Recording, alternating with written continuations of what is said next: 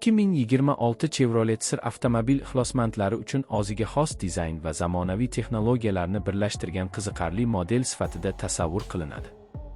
Ushbu model klassik pikap ruhini sport uslubidagi roadster elementlari bilan uyg'unlashtirib, ko'chada darhol e'tibor tortadigan ko'rinishga ega.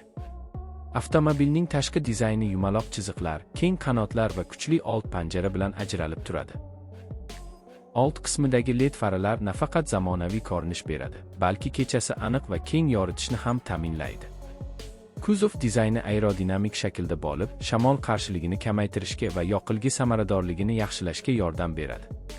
2026 Chevrolet Sir kuchli dvigatel variantlari bilan taklif qilinishi kutilmoqda. Asosiy versiyada 6,2 litrli va 8 dvigatel bo'lishi mumkin. U taxminan 420 ot kuchi va 460 Nm aylanish momentini ishlab chiqaradi. Bu dvigatel avtomobilga tezkor akseleratsiya va yuqori darajadagi tortish kuchini ta'minlaydi. 10 pogonali avtomatik uzatmalar qutisi bilan birgalikda ishlaydigan ushbu dvigatel silliq va tezkor vites almashuvini ta'minlaydi. Natijada avtomobil oqdan 100 km/s tezlikka taxminan 5 soniya atrofida chiqishi mumkin. Bundan tashqari, ishlab chiqaruvchi yoqilg'i sarfini kamaytirish uchun zamonaviy silindrlarni o'chirish texnologiyasini ham qo'llashi mumkin. Avtomobilning osma tizimi ham haydovchiga qulaylik va barqarorlikni ta'minlash uchun yangilangan.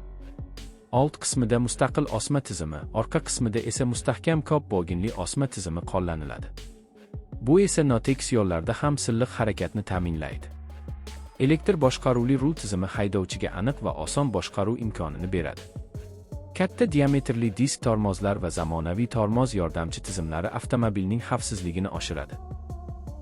Shuningdek, sport rejimi mavjud bo'lib, u dvigatel va uzatma sozlamalarni yanada agressiv qiladi. Ichki salon yuqori sifatli materiallar bilan bezatilgan bo'lib, haydovchi va yo'lovchilar uchun maksimal qulaylik yaratadi. Yum